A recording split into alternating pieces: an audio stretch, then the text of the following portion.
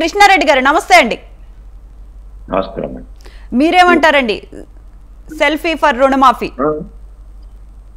Madam, ముందుగా మీకు స్వతంత్ర టీవీ ప్రేక్షకులకు అలాగే ఈ చర్చా వేదికలో పాల్గొంటున్న వివిధ నాయకులందరికీ శుభ సాయంత్రం తెలియజేసుకుంటూ, రేవంత్ రెడ్డి గారు ప్రజా సమస్యల కంటే ఢిల్లీకి మూటలు మోచే దాంట్లో పెద్దగా ఇంట్రెస్ట్ ఉన్నాడు. బ్లాక్ మెయిలింగ్ రాజకీయాలలో నెంబర్ 1 రాజకీయ నాయకుడు ఎవరన్నా ఉన్నారు అంటే పూర్తి స్థాయిలో ఆరోపణలు చేస్తున్నాము అంటే నిజ నిర్ధారణలతోటి చేస్తున్నాము. రేవంత్ రెడ్డి గారి వ్యవహార శైలి ఎలా ప్రభుత్వం నడుస్తుందంటే 9 నెలలు అయిపోనికి వస్తుంది. ఈ రోజు పూర్తి స్థాయిలో కేబినెట్ విస్తరణ లేదు, అలాగే హోంశాఖ లేదు, శాంతి భద్రతలు లేవు, ప్రజా సమస్యలు పట్టించుకునేటోరు లేరు, జిల్లాలు కమిషన్ మంత్రులు పూర్తి స్థాయిలో కమిషన్ల మీద తప్ప వాళ్ళకు మీరు ఎంతనన్నా తెచ్చుకోండి 10% 12% కమిషన్లు తీసుకోండి. ఇవి ఆధారాలతో సహా నేను చెప్తున్నాను. ప్రతి కాంట్రాక్టర్ను బెదిరిస్తున్నది చెప్తున్నాను. ప్రతి మంత్రి దగ్గరికి పోతే, ఎమ్మెల్యే దగ్గరకు పోతే 10% తీసుకురండి, మీరు బిల్లులు రిలీజ్ చేసుకోండి.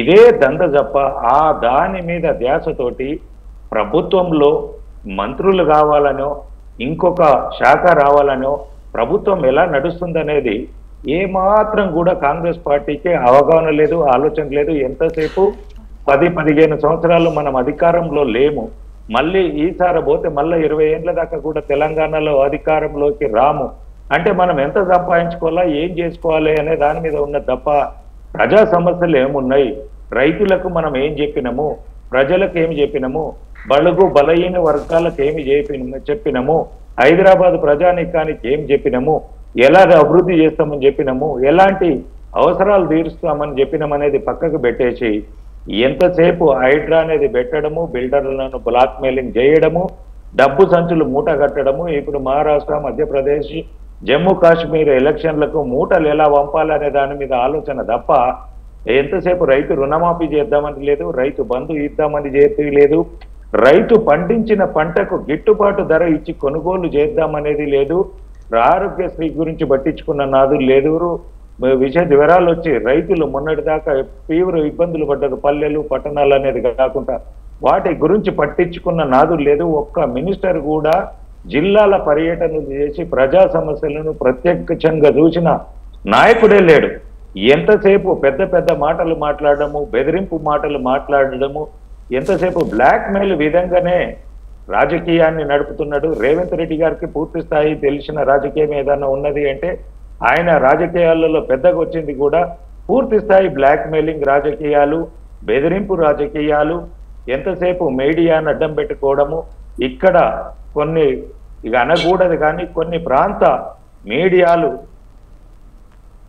సామాజిక వర్గ దృక్పథంతో అక్కడ చంద్రబాబు నాయుడు మా మిత్రుడే ఉన్నాడు, అక్కడ కొంతమంది ఉన్నారు, ఆ మిత్ర మీడియా వచ్చేసి ఇక్కడ రేవంత్ రెడ్డి గారిని పొగడడం తప్ప తెలంగాణకు కొనగూరుతున్నదేమి లేదు, తెలంగాణకు చేస్తున్నదేమి లేదు. కానీ ఎంతసేపు ఈ హైడ్రా ద్వారా కానీ తెలంగాణ సమాజంలో పూర్తి స్థాయిలో చాలా ఇబ్బందికరమైన పరిస్థితులు ఉన్నాయి.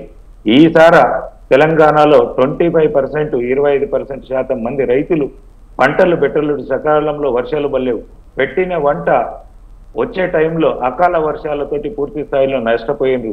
వాళ్ళకు నష్టపరిహారం గురించి కానీ రైతు రుణాల గురించి కానీ ఇంకొక ముఖ్య విషయం ఏంటంటే బ్యాంకర్లు, మీరు ఏ బ్యాంక్ కన్నా వెళ్ళండి, అందులో ఒక 500 ఖాతాలు రైతులు అయి ఉంటే దాంట్లో 200 నుంచి 250 అకౌంట్లకు లాకులు వేశారు బ్యాంక్ అధికారులు. దాని మీద గురించి మాట్లాడాల్సి ఉంది. వాళ్ళు రుణాలు కట్టలేకపోయిందంటే ఎందుకు కట్టలేకపోయినరు? వాళ్ళ పంట సరిగ్గా పంటకపోవడము, లేదంటే వాళ్ళకు ఆర్థిక ఇబ్బందులతో కట్టలేకపోయినరు. వాళ్ళని కనీసమైన ఒక నోట్ ఇచ్చో బ్యాంకు ద్వారా ఎవరినైనా మనిషిని పంపించో ఏ టైంకి వల్ల మీరు కట్టాలని చెప్పకుండా పెట్టకపోయింట పెన్షన్ డబ్బులు వచ్చే వ్యక్తులవి కూడా వారు రేషన్ కార్డులో 4 ఉంటే 4కి అకౌంట్లు బ్లాక్ చేసి బ్యాంకులు జమ చేసుకుంటున్నాయి.